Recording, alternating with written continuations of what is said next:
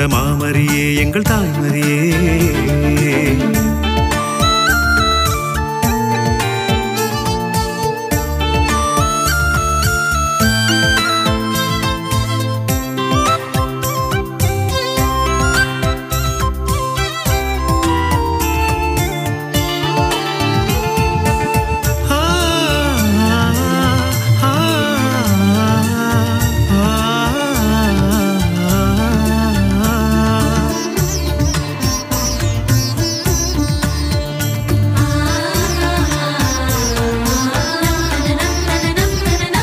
கல்வாரி மலையிலே இயேசுவுக்கும் துணிவின் துணையான மாமரியே.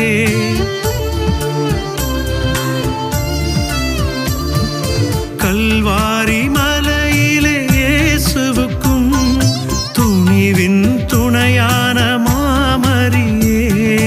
கலங்கிடும் நெஞ்சங்களை கரை சேர்ப்பாய், பரிந்துரையால் எம் கூரை தீர்ப்பாய். கலங்கிடும் நெஞ்சங்களை கரை சேர்ப்பாய், பரிந்துரையால் எம் கூரை தீர்ப்பாய். உம்மை நாடி வரும் மக்களை ஆதரிப்பாய். அம்மா அம்மா அம்மா.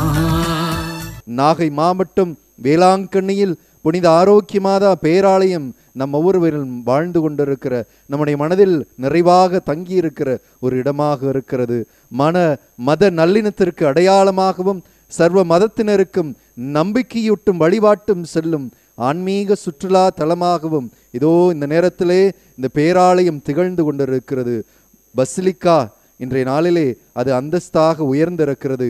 கீழே நாடுகளின் லூர்து நகர் என்ற பெருமையுடன் வேளாங்கண்ணி அழைக்கப்படுகின்றது. கிறிஸ்துவ ஆலயங்களுக்கு மிக அரிதாக கிடைக்கக்கூடிய பசிலிக்கா என்ற அந்தஸ்து பெற்ற வேளாங்கண்ணி புனித ஆரோக்கிய மாதா பேராயத்தின் கட்டிட அழகு காண்போரை பிரமிக்க செய்வதாகும்.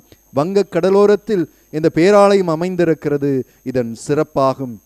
இவ்வாறு பல்வேறு சிறப்புகள் பெற்ற இந்த ஆலயத்திற்கு வெளிநாடு, வெளி மாநிலங்கள், வெளி மாவட்டங்களிலிருந்து ஏராளமான சுற்றுலா பயணிகளும் பக்தர்களும் வந்து மாதாவை தரிசனம் செய்கின்றனர். இதோ இந்த பேராலய ஆண்டு விழா ஆண்டுதோறும் ஆகஸ்ட் மாதம் 29ஆம் தேதி கொடியேற்றத்துடன் தொடங்கி 10 நாட்கள் நடைபெறுகிறது. இதில் லட்சக்கணக்கோர் மக்கள் கலந்து கொள்கிறனர்.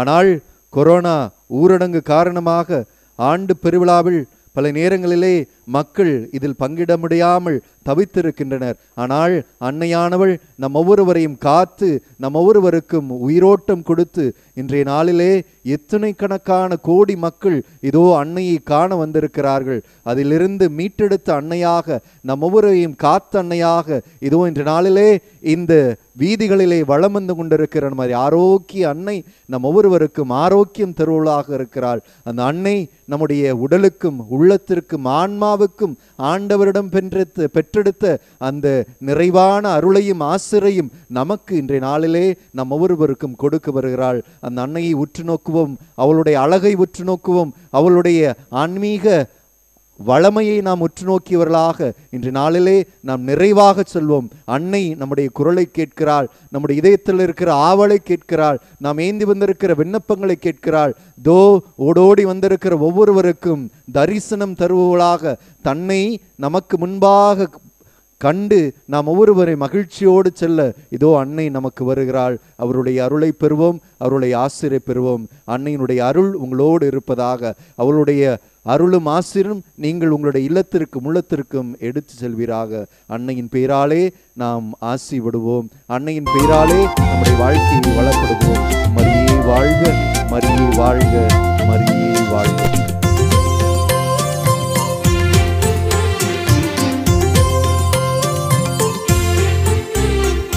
வேளை நகரில் வீற்றிருக்கும் ஆரோக்கிய தாயே, விண்மீனை சூடி நிற்கும் விமலனின் தாயே.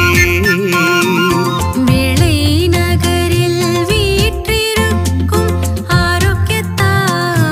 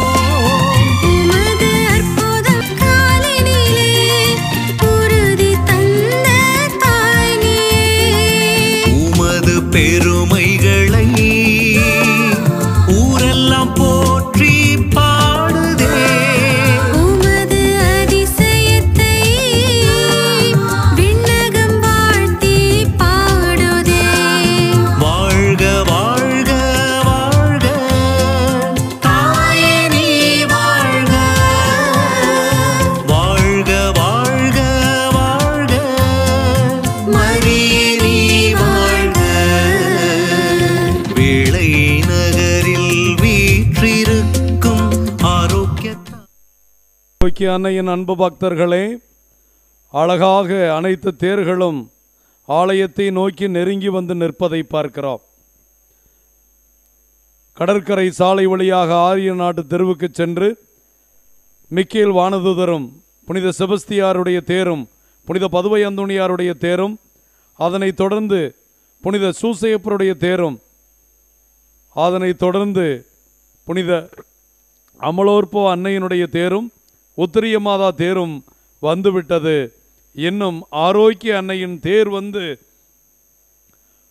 ஆலயத்தின் வழியாக நிற்கிற போது அதனுடைய காட்சி கண்கொள்ளா காட்சியாக இருக்கும்.